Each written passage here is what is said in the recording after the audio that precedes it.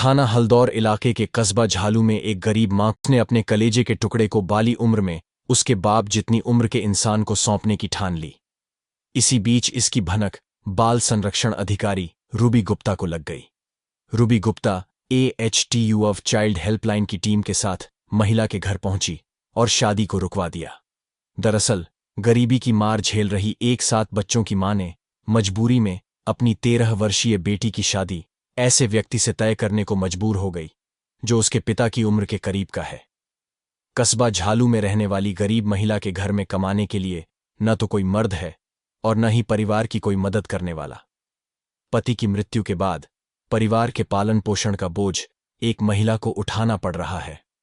महिला मेहनत मजदूरी कर अपने साथ साथ अपने 7 बच्चों और अपनी बूढ़ी सास का भी पालन पोषण कर रही है। इसी के चलते महिला ने अपने 13 साल की बेटी का विवाह 2 बच्चों के पिता के साथ तय कर दिया। विवाह की सारी रस्म पूरी हो चुकी थी, लेकिन इसी बीच इसकी भनक बाल संरक्षण अधिकारी रूबी गुप्ता को लग गई।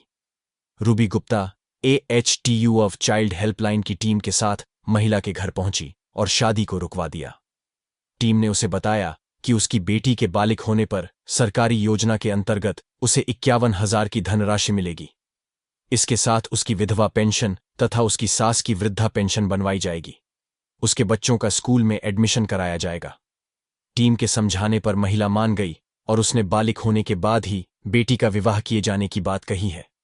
बिजनौर से नीरज कुमार की रिपोर्ट। मैंने जो बाल विवाह रोका गया है, इसका क्या मामला है? पूरा कहाँ का मामला है?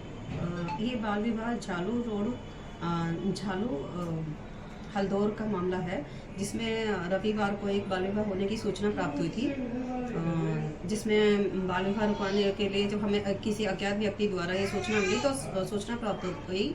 हम लोग AHTU थाना प्रभारी हैं प्रेमपाल सिंह, कांस्टेबल अरुण कुमार रहे, कांस्टेबल रवि रानी और चाइल्ड हेल्पलाइन से अनिल कुमार और सीमा रानी।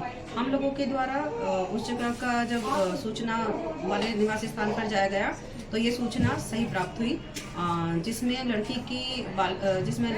का बाल विवाह तय हो चुका था और रविवार को क्योंकि बाल विवाह होना था और महिला से बात करने पे पता लगा कि महिला काफ़ी गरीब थी, जिसके कारण उसको बाल विवाह करना पड़ रहा था लड़के का, और जिससे उसका बाल विवाह होने जा रहा था वह लड़का 2 बच्चों का पिता था।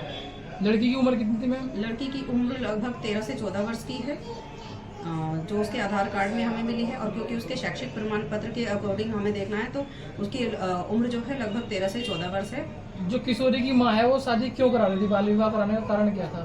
बाल विवाह कराने का कारण था कि एक तो लड़के वालों ने शायद हो सकता है कि कुछ उनको लालच दिया हो, दूसरा मेन जो कारण हमें दिखाई दिया वो था उसकी गरीबी, क्योंकि महिला के जो पति हैं उनकी 4 वर्ष पूर्व मृत्यु हो चुकी थी।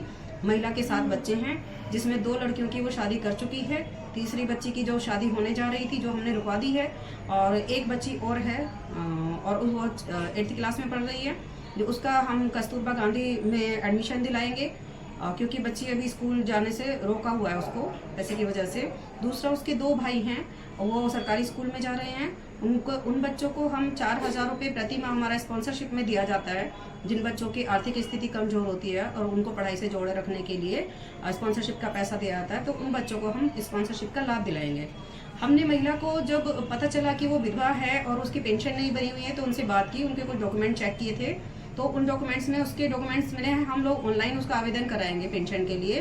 दूसरा, कुछ हमने जब उनके डॉक्यूमेंट चेक किए तो उसमें उसका श्रम कार्ड भी पाया गया, तो श्रम कार्ड देखने के बाद हमने श्रम प्रवर्तन अधिकारी से बात की है, जिसमें उन्होंने ये बताया कि जब लड़की 18 वर्ष की हो जाएगी तो उसको 51,000 रुपये की धनराशि प्राप्त कराई जाएगी, जो कि उसके लिए काफ़ी फ़ायदेमंद हो सकती है।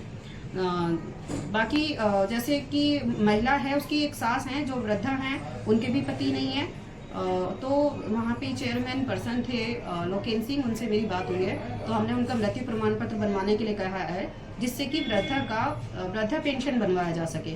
तो इस प्रकार से परिवार की स्थिति काफ़ी सुधर जाएगी, बच्चे स्कूल जाएंगे, पेंशन बन जाएगी दोनों बहू की और सास की, और दूसरा शादी में श्रम विभाग से उनको मदद मिलेगी और बच्चों को स्पॉन्सरशिप योजना के अंतर्गत लाभ प्राप्त हो जाएगा।